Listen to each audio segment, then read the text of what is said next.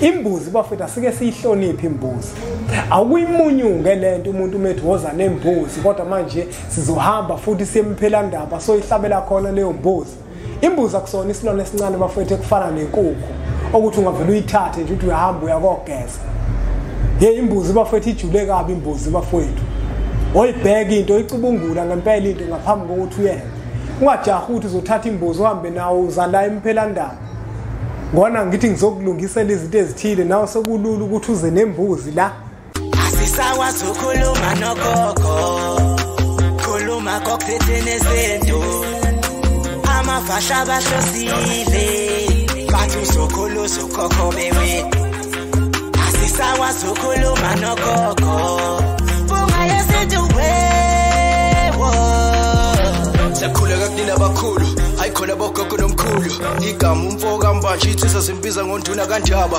hayikhona yasuke yahlala impunzi ihlebelela ulwazi izinto zaqala zakhanya nenkinga zaphela emphela njaba isisa kithi siyakhala sekhona nenyanga zamanga izinto sakithi siyahamba engathi sekhona abafundisi bamanga nina bodlungwane kandaba udlungwane lombelebele olwadlunga emanqulumeni kwaze kwasa amanqulume esibekelana nina bakanodume ehlezi kamenzi ngimpunga yesintu ngiyakhuleka umhlaba wonke nasendaweni zonke la kaba kufinyela khona umfanekiso oqoshiwe mokuthi umusha kule channel ibizo lami ngumlekeleli wakambanjwa impunga yesintu umshana wakofuze fulele umashiya amahlangatha azoshumayela umzukulu kaMdumo igama limabanga likaThumbula tshatatsha kapheshe pheshe kwamagwiyana umagwiyene kavaphi uvaphi kanokhonjo kuhlala kuyintokozo ke bafowethu ukuthi ngifike la kwi-channel ethu enkulu impunga yesintu TV la sifundisana khona izinto ezithinta isintu sethu bafowethu la kule channel bafowethu siyahlukanisa umkhuba nento eyisiko asifisa ukuthi lezi zinto zombili sizifanise okanye sizenze zifane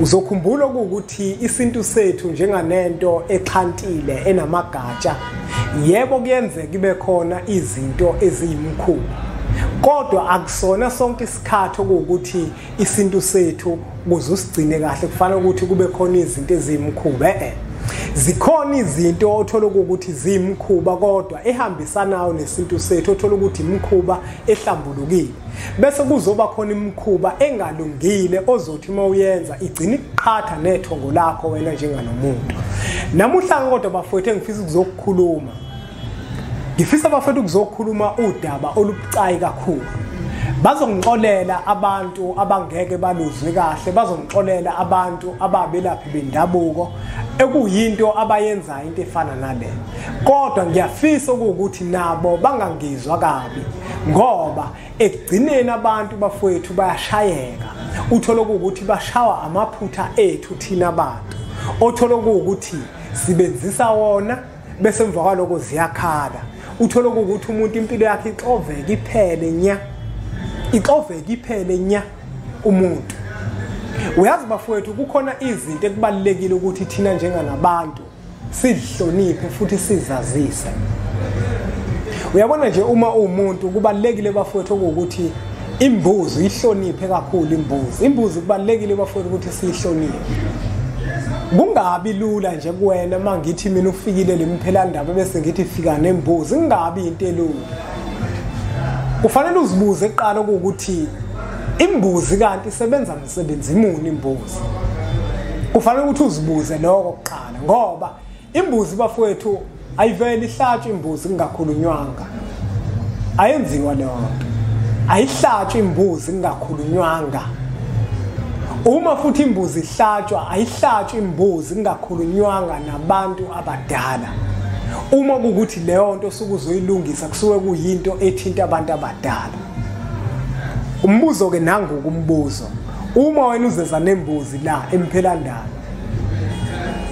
uzeza nembuzi lemphelandaba lemphelandaba kukuphi lemphelandaba anganike esigodlweni sofuza la emphelandaba ike esigodlweni somashiyengwe la impunga yesintu ke esigodlweni sempunga yesintu la uma wena uzeza nembuzi la esigodlweni sempunga yesintu mawubheka wena kuzohamba kahle uma ubheka wena lamathongo esizokhuluma nawo amathongo kabani yini imbuzi siyithathe kancane kanjena imbuzi kube lula nje kube ngathi uthathe inkukhu kube sengathi uthatha inkukhu ngoba nayo inkukhu ayiveli ihlatshwe nje nayo inkukhu. Uma kuthiwa uyahamba uyakogeza kufanele ukuthi uqale ukhulume kuqala kuleyo nkukhu ukuze umphefumulo wayo ufike usho ngaleno ukuthi njengoba uyibulele wena le nkukhu wenzani.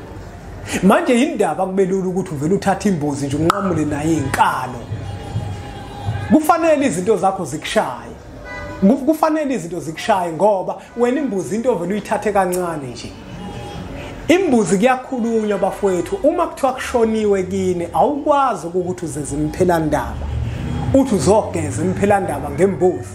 Kufanele leyo mbuzi kube ukuthi kukhulunywa kini emagcekeni omuzwa kini. Okukuthi njengoba kudlule usibanibani phakathi kwalegceke, njengoba kudlule umama wakho, ngale mbuzi ke mntanami siyakugeza.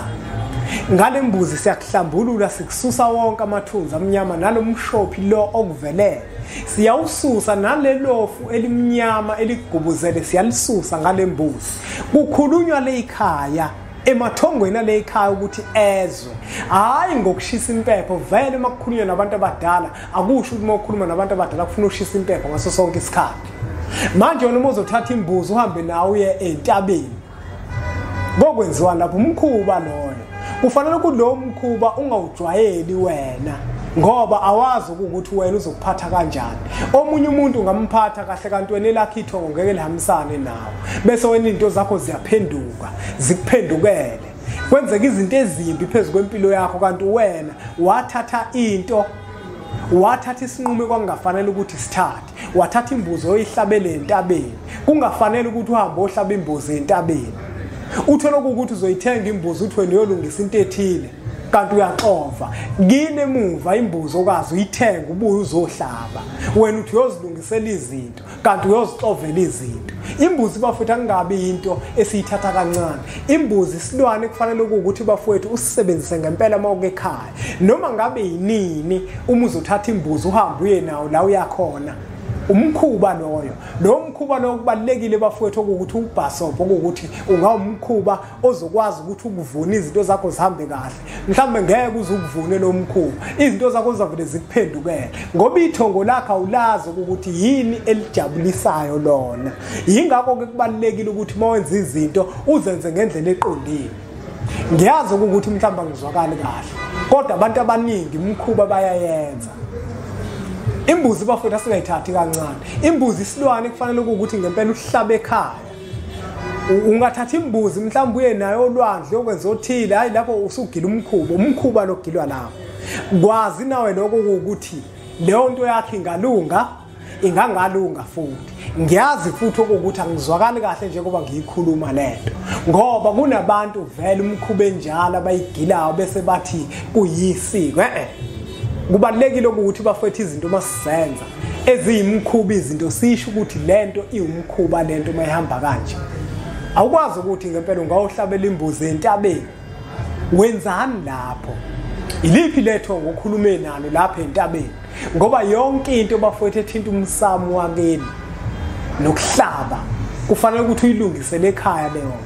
Ngisho kini kuthiwa niyageza. Kusuke kubalekile ukuthi leyo mbuzi leyo nokuba ngene ihlabela endlini kodwa nize ihlabela ngaphandle kodwa niqale nikhulume kuqala. Akungabi lula bafowethu ukuthi sithathe imbuzi sinqamule nazo izinkalo sahambe ngoba leyo mkhuba lesuke yenziwe izongahambisani nethongo lakho bese izinto ziyakuphendukela. Uthi mina ngaba nebhadi kwenzeka ukuthi nokuthi kanti wena uvele wathatha isinqumo engafanele ukuthi sithathe. Wathatha imbuzi wahamba nayo yawohlatshela enkalweni yawohlatshela entabeni imbuzi. Kwenziwa into othoda ehambisana nethongo lakho. Kwagila umkhubo othile ngenhloso yokuthi kufuna ukusizakala wena kanti ithongo lakho ngeke lona lizilisizakala. Bese liyakuphendukela ithongo wenye liqhele eduze kwakho. Bese kwenzeka izinto ezibhedayo phezulu empilo yakho. Imbuzi bafethu asike siyihloniphe imbuzi. Awuyimunyunge lento umuntu umethi woza nembuzi kodwa manje sizohamba futhi siyemphelandaba soyihlabela khona leyo mbuzi. Imbuzi akusona isilwane esincane bafethu ekufana nenkukhu ukuthi ungavela uyithathe nje uthi uyahamba uyakogeza. Imbuzi bafethu ijule kabi imbuzi bafethu. Oyibheka into icubungula ngempela into ngaphambi kokuthi uyenze. Ungajaha ukuthi uzothatha imbuzi uhambe nawo uzala imphelandaba. ngona ngithi ngizokulungisela izinto ezithile nawe sekulula ukuthi uze nembuzi la. Yebo bafowethu imbuzi ngeke bafowethu asike siyicubungule kahle lento. Imbuzi ayiveli ihlatshwe nje imbuzi. Kungakhulunywanga nabantu abadala. Imbuzi phela isona isilwane esisisebenzisayo. Ngwana kusuke sifuna sisithathele umyalezo othile uhambe uye kubantu abadala basemaketi. Manje umuzovela uyihlabe nje noma kanjani nje uthatha imbuzi nje ngempela uyentabeni uyihlaba nje ngempela imbuzi. Hayi bafowethu mangingezwakali kahle bafowethu ningixolele. Hayi ningixolele bafowethu kodwa kubalekile ukuthi lelo qiniso bafowethu silikhulume silibeke obani. Imbuzi nje akusona isilwane singavele sisithathe sithi siyahlaba noma kanjani. Kufanele kukhulunywe bafowethu nabantu abadala sibabikele ukuze umphefumulo wayo imbuzi ukwazi ukuthi udlulise leyo myalezo ubhekise ngqo kubantu abadala bafike bakulobe lokho. Abantu bayashayeka abantu ngemikhuba othola ukuthi yenziwe nabo abantu izinto abazicubungule. Kubalekile ukuthi into uyicubungule nawe wena njenganomuntu ungabilule ukuthatha imbuzi ngempela uyoyihlabela endle imbuzi. Hayibo ayingeke bafowethu. Yonke into ayibe nesizathu esizwakalayo osukuzoyenza ngembuzi. Kulungile bafowethu asiqhube la kuma comment section. Uma kukuthi kuyafisa ukuthola incwadi sizibhalayo sishale kuzona inombolo lezo zibonayo. Siqhubeka futhi subscribe bafowethu ku channel yethu enkulu Impunga Yesintu TV. Bese siqhubeka sithatha imfanekiso eqoshiwe sidlulisele kwabanye abantu ngoba nakubona izoba usizo olukhulu. Bese sithi nje impunga.